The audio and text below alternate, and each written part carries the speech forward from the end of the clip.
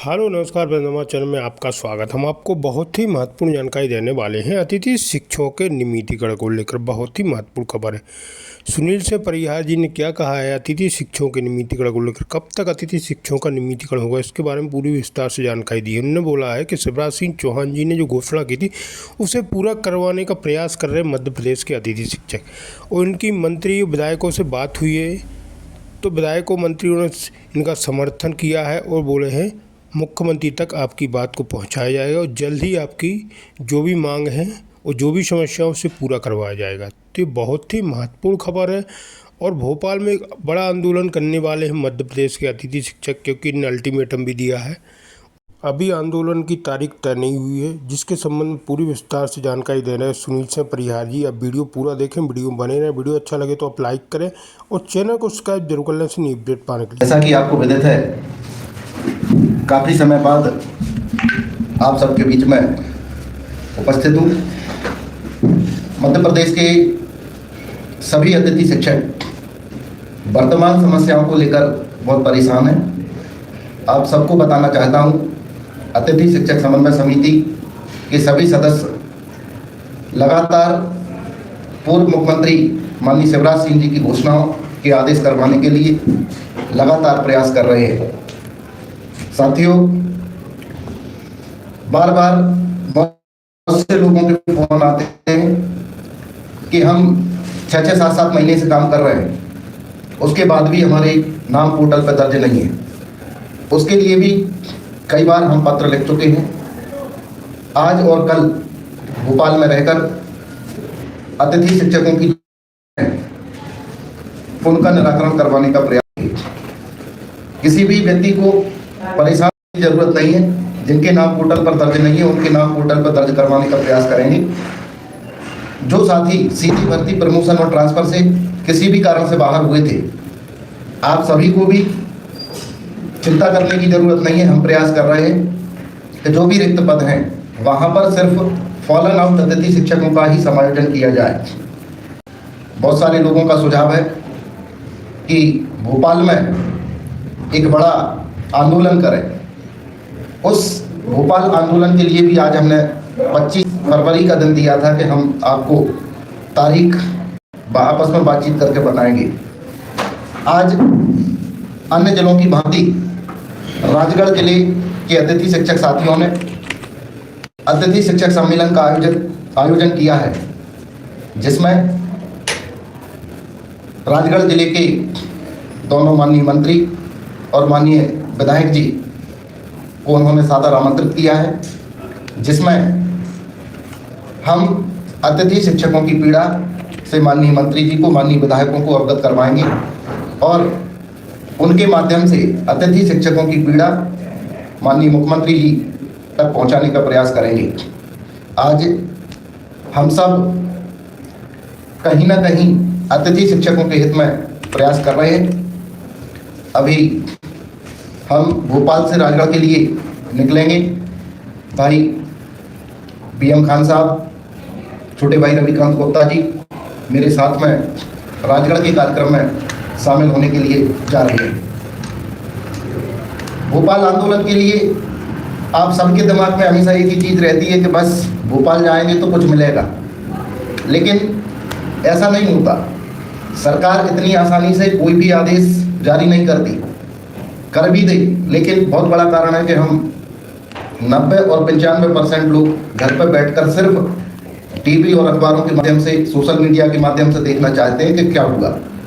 सिर्फ 5 या 10% लोग ही भोपाल या अन्य कार्यक्रमों में उपस्थिति देते हैं। हमारी हार का सबसे बड़ा कारण ये है। दूसरा, सभी जिलों में पहले भी आग्रह किया था, आज फिर आग्रह कर रहा हूँ कि ये अभी तक हमने धरना प्रदर्शन आंदोलन, बहुत सारी धरना प्रदर्शन आंदोलन किए, लेकिन इस बार हमने अपनी बात माननीय मुख्यमंत्री जी तक, मध्य प्रदेश सरकार तक पहुंचाने के लिए तरीका बदलने का सुझाव सबको दिया था। जैसे शाजापुर जिले के अतिथि शिक्षकों ने, रीवा मऊगंज के अतिथि शिक्षकों ने, अब राजगढ़ जिले के अतिथि शिक्षक जो सम्मेलन आयोजित करके स्थानीय मंत्री और विधायकों के माध्यम से अपनी बात सरकार तक पहुंचाने का प्रयास कर रहे हैं। ये सिलसिला पूरे प्रदेश में चलना चाहिए। भोपाल में भी हम जरूरत पड़ेगी तो बिल्कुल आंदोलन करेंगे। अभी तक भी जब भी जरूरत पड़ी है अतिथि शिक्षकों के हित में हमेशा मैदान में रहे हैं। आज भी अतिथि शिक्षकों के हित में हम मैदान में हैं। बहुत सारे साथी असमंजस की स्थिति में रहते हैं कि कौन से संगठन का कार्यक्रम है। जहां भी अतिथि हित में कोई काम कर रहा है हमको विरोध नहीं करना, हम उनके साथ खड़े हो सकते हैं। भले किसी भी संगठन का कार्यक्रम हो, आप बिल्कुल उसमें सहभागी बने, क्योंकि हम सबका उद्देश्य एक है। हम सब चाहते हैं सरकार अतिथि शिक्षकों के हित में नीति बनाकर उनका भविष्य सुरक्षित करे। किसी भी स्थिति में आज भी 16 वर्ष की सेवा के बाद अतिथि शिक्षक असुरक्षित महसूस करते हैं। ये असुरक्षा का जो भाव है ये खत्म करना चाहते हैं। हम भी चाहते हैं कि सरकार ऐसी व्यवस्था बना दे कि भविष्य में सीधी भर्ती, प्रमोशन और ट्रांसफर से हमारे वर्षों से कार्यरत अतिथि शिक्षक बाहर ना हो। आज हम सभी अपने अपने स्तर से अपने अपने क्षेत्र में जहाँ भी आपके मंत्री, माननीय मुख्यमंत्री जी जिस क्षेत्र में भी जाएं, प्रयास करें कि माननीय मुख्यमंत्री जी से मिलकर अपनी बात, अपनी समस्या उनको बताएं। उनसे आग्रह करें कि हम सब अनुभवी हैं, 15-16 साल से काम कर रहे हैं, आप हमारे भविष्य को सुरक्षित करें। अतिथि शिक्षकों का स्कूल शिक्षा विभाग में बहुत ही महत्वपूर्ण रोल है। अतिथि शिक्षकों की वजह से मध्य प्रदेश सरकार के शिक्षा विभाग में परीक्षा परिणाम में भी हमेशा सुधार हुआ है। और भी बहुत सारी बातें हैं जिन पर हम सबको अमल करना है। और जो साथी वर्ग 1 चयन परीक्षा में उत्तीर्ण हुए हैं, मैं अतिथि शिक्षक परिवार की ओर से सभी साथियों को बधाई देता हूं, धन्यवाद देता हूं। आपको भी आश्वस्त करते हैं, हम लगातार प्रयास कर रहे हैं कि वर्तमान शिक्षक भर्ती में आरक्षण और बोनस अंक आपको मिले, ताकि हमारे कुछ साथी सीधी भर्ती से नियमित हो जाए। हम सरकार से चाहते हैं एक निश्चित क्राइटेरिया बनाकर अतिथि शिक्षकों को विभागीय परीक्षाओं के माध्यम से सरकार धीरे धीरे नियमितीकरण का रास्ता भी शुरू करे। बहुत से साथी सिर्फ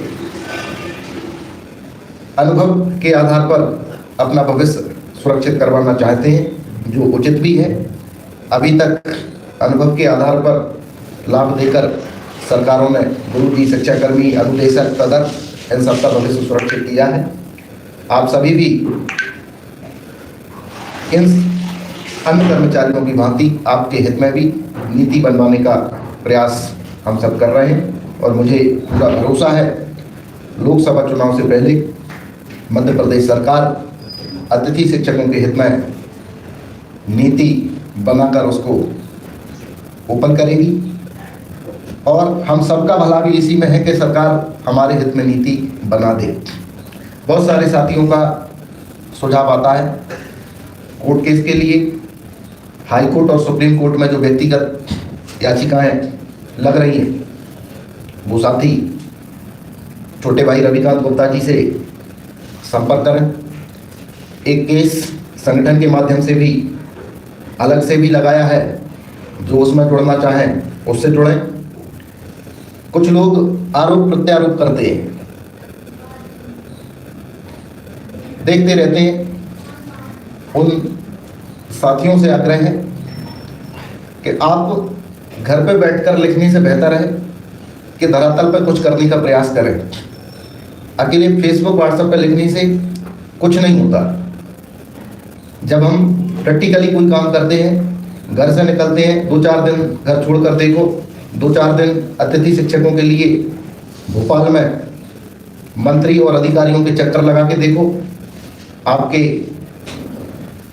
सारे अरमान ठंडे हो जाएंगे। क्योंकि धरातल पे काम करने में और फेसबुक व्हाट्सएप पर लिखने में ज़मीन आसमान का अंतर है। और इसीलिए हमने अपनी जो साथी काम कर रहे हैं उनको पहले से ही बोल के रखा है कि आप तो सिर्फ काम पर ध्यान दें, बोलने वाले बोलेंगे ही, इन बातों पर कोई फर्क नहीं पड़ता। हम लगातार काम 2014 से काम कर रहे हैं और आज भी मध्य प्रदेश में सिर्फ हमारी टीम बेहतर से बेहतर काम कर रही है। अन्य लोग क्या कर रहे हैं उसके बारे में तो नहीं कह सकते, लेकिन हम धरातल पे क्या कर रहे हैं वो सब आपको भी दिखता होगा। अंत में आप सभी से एक बार फिर आग्रह करूंगा, जहां भी माननीय मुख्यमंत्री जी, जहां भी केंद्रीय मंत्री जाए वहां पर आप पहुंचकर निश्चित रूप से अपनी पीड़ा से उनको अवगत करवाएं। ये भी एक बहुत अच्छा तरीका है। भोपाल और दूसरी जगह धरना प्रदर्शन आंदोलन वो चलते रहेंगे, लेकिन बातचीत से हमेशा अपनी समस्याओं का समाधान होगा। हर मंत्री, हर विधायक के पास अतिथि शिक्षकों का मांग पत्र, अतिथि शिक्षकों का घोषणा पत्र होना चाहिए। सभी ये प्रयास करें। भोपाल आंदोलन की तारीख आज सम्मेलन में हम आपस में बातचीत करके उसको भी हम ओपन करेंगे। आप सबको बताने के साथ साथ और भी क्या परिवर्तन आगामी समय में हमको करना है, किस तरह से हम सब काम करेंगे ताकि लोकसभा चुनाव से पहले अतिथि शिक्षकों के हित में घोषणा संबंधी आदेश हो। बीच सत्र में अतिथि शिक्षकों को बाहर न करने वाला जो अनुबंध का आदेश हो। फॉलन आउट अतिथि शिक्षकों को रिक्त पदों पर समायोजन हो। और जिन साथियों के पोर्टल पर नाम दर्ज नहीं हुए लेकिन वास्तव में वो पहले से काम कर रहे हैं या पिछले सत्र में भी जो कार्यरत थे, ऐसे लोगों के पोर्टल पर नाम दर्ज होना ही चाहिए। उसके लिए भी हम लगातार प्रयास कर रहे हैं। आज राजगढ़ जिले के सभी अतिथि शिक्षक साथियों से भी आग्रह करना चाहता हूं कि आप सभी अतिथि शिक्षक सम्मेलन में अधिक से अधिक संख्या में उपस्थित होकर कार्यक्रम को सफल बनाएं। हमारी संख्या स्थानीय माननीय मंत्रियों और माननीय विधायकों को दिखना चाहिए। जब संख्या दिखेगी निश्चित रूप से हमारी मांग को, हमारी समस्याओं को माननीय मुख्यमंत्री जी के समक्ष रखेंगे। बहुत बहुत धन्यवाद।